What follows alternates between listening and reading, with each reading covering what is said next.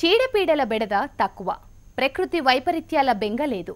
ఒకసారి పంట వేస్తే 30 ఏళ్ల వరకు పంట గ్యారెంటీ. అంతర పంటలతో అదనపు ఆదాయం. ఇన్ని విధాల రైతుకు భరోసా ఇచ్చే పంటే ఆయిల్ ఫామ్ సాగు. పంటలకు సరైన గిట్టుబాటు ధర లేకపోవడం రైతులను ఉక్కిరిబిక్కిరి చేసి అప్పుల ఊబిలోకి నెడుతున్నాయి. కానీ ఆయిల్ ఫామ్ సాగులో ఆ ఒడిదుడుకులు తక్కువ. ఇతర పంటలతో పోలిస్తే ఈ తోటల సాగుకు తక్కువ పెట్టుబడి, దీర్ఘకాలం మన్నే పంట. కేంద్ర రాష్ట్ర ప్రభుత్వాలు ఆయిల్ ఫామ్ సాగును ప్రోత్సహిస్తున్నాయి. సాగు విస్తీర్ణాన్ని పెంచేందుకు ప్రణాళికలు సిద్ధం చేస్తున్నారు అధికారులు. దీంతో రైతులు ఆయిల్ ఫామ్ సాగు చేసేందుకు మరింత ఉత్సాహంగా ముందుకు వస్తున్నారు. ఈ నేపథ్యంలో ఆయిల్ ఫామ్ సాగు విధి విధానాలేంటో తెలుసుకుందాం పదండి.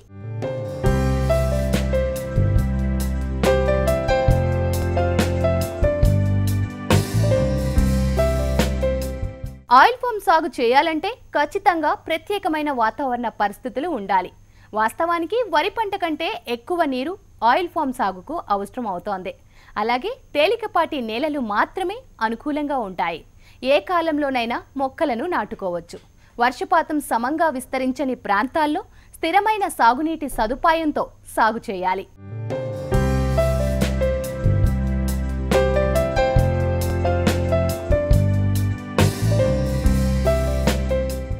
ఆయిల్ ఫామ్ తేమతో కూడిన ఉష్ణమండల వాతావరణపు పంట. ఈ పంటకు నెలకు 150 మిల్లీమీటర్లు లేదా ఏడాదికి 1800 నుంచి 3000 మిల్లీమీటర్ల వర్షపాతం అవసరం. భారతదేశంలో కేరళ, అండమాన్ ద్వీపాల్లో చాలినంత వర్షం కురుస్తుంది. కాబట్టి అక్కడి రైతులు వర్షాధార పంటగా ఆయిల్ ఫామ్ను సాగు చేస్తున్నారు. ఇటు తెలంగాణ రాష్ట్రంలోని ఖమ్మం, భద్రాద్రి కొత్తగూడెం, అలాగే నల్గొండ జిల్లాల్లో సాగునీటి ఆధారంగా 16,912 హెక్టార్లలో సాగు జరుగుతోంది. ఆంధ్రప్రదేశ్ రాష్ట్రంలో ముఖ్యంగా పశ్చిమ గోదావరి, తూర్పు గోదావరి, కృష్ణా, విజయనగరం, విశాఖపట్నం, అలాగే నెల్లూరు జిల్లాల్లో ఆయిల్ ఫామ్ను పండిస్తున్నారు.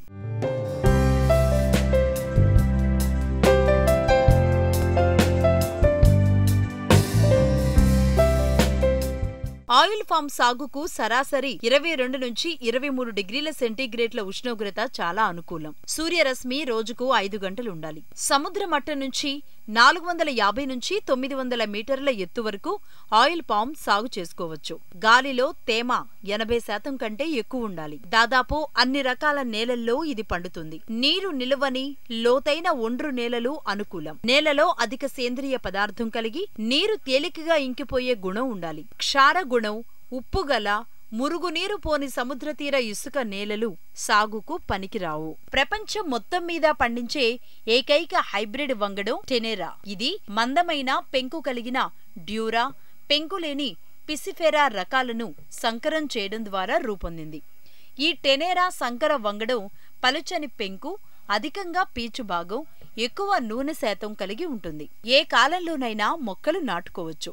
వర్షాకాలం బాగా అనుకూలం. వేసవిలో నాటితే వేడి నుంచి తట్టుకోవడానికి సమృద్ధిగా నీరందించాలి. మల్చింగ్, మొక్క పాదుల చుట్టూ జనుము నాటడం వల్ల మొక్కలను వేడిగాలి నుంచి కాపాడుకోవచ్చు. నాటేందుకు ఎంపిక చేసుకున్న మొక్క 12 నెలల వయసు కలిగి 1 నుంచి 1.2 మీటర్ల ఎత్తు, 20 నుంచి 25 సెంటీమీటర్ల చుట్టుకొలత, 12 ఆకులతో ఆరోగ్యంగా ఉండాలి. నాటేటప్పుడు మాత్రమే మొక్కలను నర్సరీ నుంచి తీసుకురావాలి. సమాంతర, త్రిభుజాకార లేదా చతురస్రాకార పద్ధతిలో మొక్కను నాటుకోవచ్చు.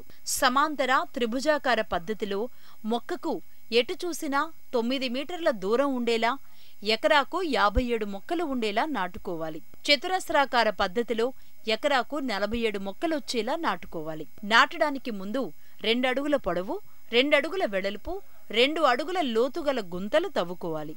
పోస్ట్ హోల్ డిగ్గర్ అనే యంత్రాన్ని ఉపయోగించి 2 లేదా 3 నిమిషాల్లో ఒక గుంతను తవ్వి సమయాన్ని, శ్రమను, ఖర్చును ఆదా చేసుకోవచ్చు. మొక్క నాటిన తరువాత భూమి ఉపరితలం నుంచి 25 సెంటీమీటర్ల లోతులో ఉండేలా గుంతను మట్టితో నింపాలి. మొక్క తలభాగం మట్టిలో పూడుకోకుండా జాగ్రత్త వహించాలి. నాటిన వెంటనే పాదులు చేసి తగినంత నీరందించాలి. ఆయిల్ ఫామ్ సాగులో నీటి యాజమాన్యం ఏ విధంగా చేపట్టాలో ఇప్పుడు చూద్దాం.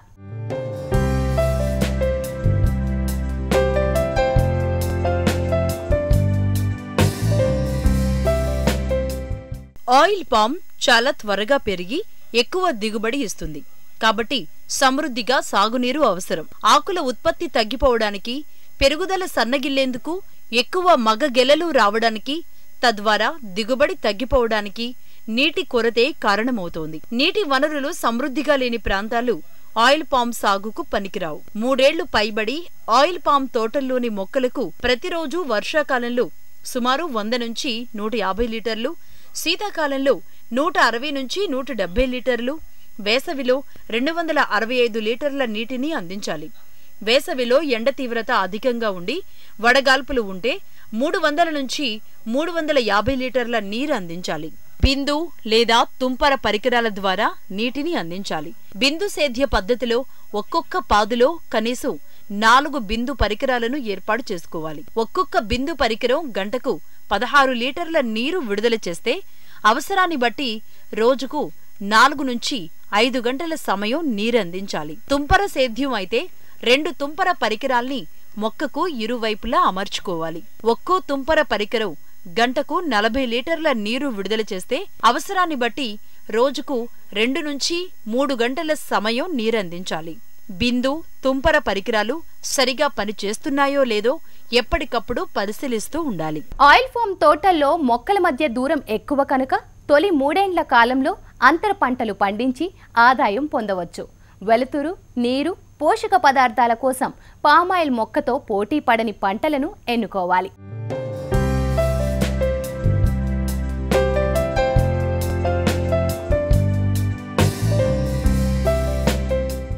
నీటి వసతి సమృద్ధిగా ఉన్న ఆయిల్ పామ్ తోటలలోని ఖాళీ స్థలంలో మొదటి 3 ఏళ్ల వరకు మరియు 8 ఏళ్ల పైబడిన తోటలలో అంతర పంటలు వేసుకోవచ్చు. ఆయిల్ పామ్ వరుసల మధ్య ఉన్న ఖాళీ స్థలాన్ని ఉపయోగించుకుంటూ అధిక నికర ఆదాయాన్ని పొందవచ్చు. అంతర పంటల ద్వారా సహజ వనరులైనటువంటి నేలలోని పోషకాలను, నీరు మరియు సూర్యరశ్మిలను సద్వినియోగపరుచుకోవడమే కాకుండా కలుపు మొక్కలను నివారించి భూమి అరుగుదలను తగ్గించవచ్చు.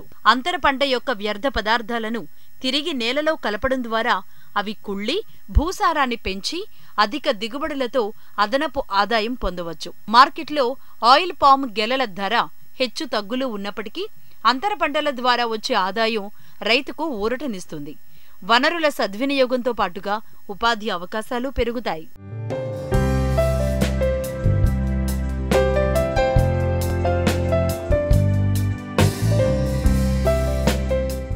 లేత ఆయిల్ పామ్ తోటల్లో మొక్కజొన్న, అరటి, పొద్దుతిరుగుడు, పొగాకు, మిరప, పసుపు, పూలు, కూరగాయ పంటలను అంతర పంటలుగా వేసుకోవచ్చు. ఎక్కువ నీరు అవసరం లేని పెసర, మినుమును, అలసందలు, నువ్వులు, వేరుశనగ పంటలను పండించేటప్పుడు ఆయిల్ పామ్ మొక్కలకు నీటి కొరత లేకుండా సరిపడా నీరు సక్రమంగా అందేలా చూడాలి.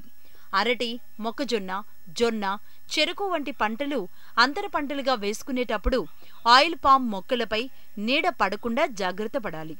ఎదిగిన ఆయిల్ పామ్ అంటే 8 నుంచి 10 ఏళ్ల వయసు ఉన్న తోటల్లో కోకో, మిరియాలు, రెడ్ జింజర్ అంతర పంటలుగా పండించవచ్చు. అంతర పంటలు వేయడానికి ఆయిల్ పామ్ ఆకులను దగ్గరగా చేర్చి కట్టడం, నరకడం చేయకూడదు.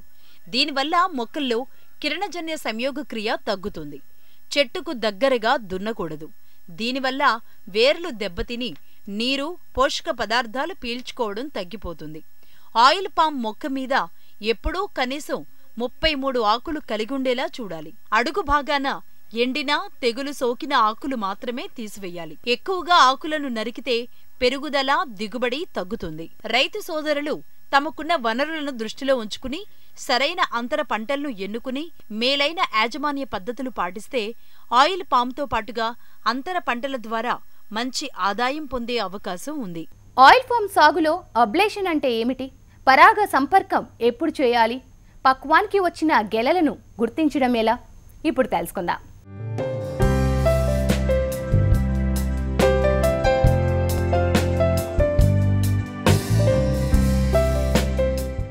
ఆయిల్ పామ్ మొక్క నాటిన 14 నుంచి 18 నెలల తరువాత పుష్పిస్తాయి. ఒకే చెట్టుపై మగ, ఆడ పూగుత్తులు వేరువేరుగా వస్తాయి. మొక్క లేత వయసులో వచ్చిన మగ, ఆడ పూగుత్తులను తీసివేయడాన్ని అబ్లేషన్ అంటారు. పూగుత్తులు లేత దశలోనే అబ్లేషన్ సాధనం ద్వారా సులభంగా తుంచివేయవచ్చు. తద్వారా వేరు వ్యవస్థ బాగా అభివృద్ధి చెంది నీరు, పోషకాలు గ్రహించి మొక్క పెరుగుదలకు దోహదపడుతుంది. ఆయిల్ పామ్లో పరపరాగ సంపర్కం గాలి, కీటకాల ద్వారా జరుగుతుంది. ఇలడోబియస్ కామెరూనికస్ అనే కీటకం ద్వారా పరపరాగ సంపర్కం జరుగుతుంది.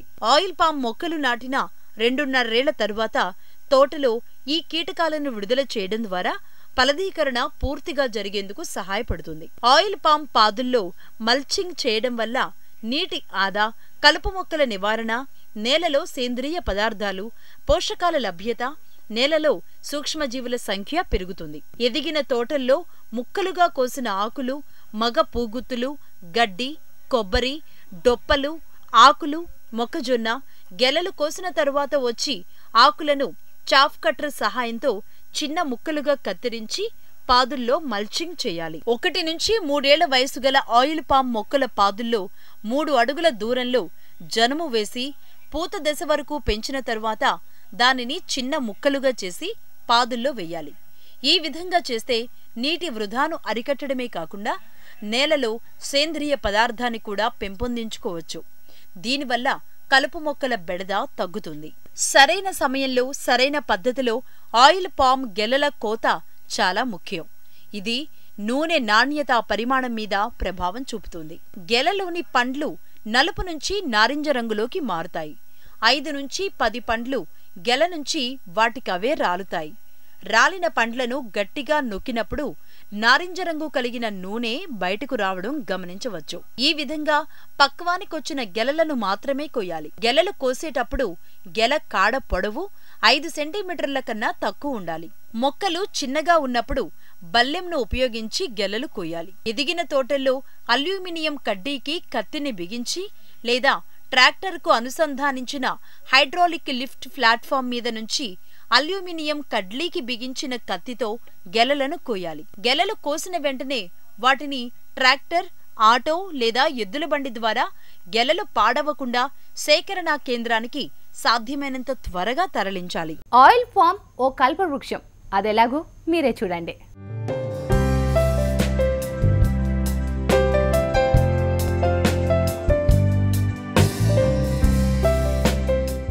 ఆయిల్ పామ్ మొక్కలో ప్రతి భాగం ఏదో ఒక విధంగా ఉపయోగపడుతుంది. ప్రస్తుతం మనం తాటి చెట్టునే కల్పవృక్షం అంటున్నాం, కానీ ఆయిల్ పామ్ మొక్క కూడా కల్పవృక్షమే.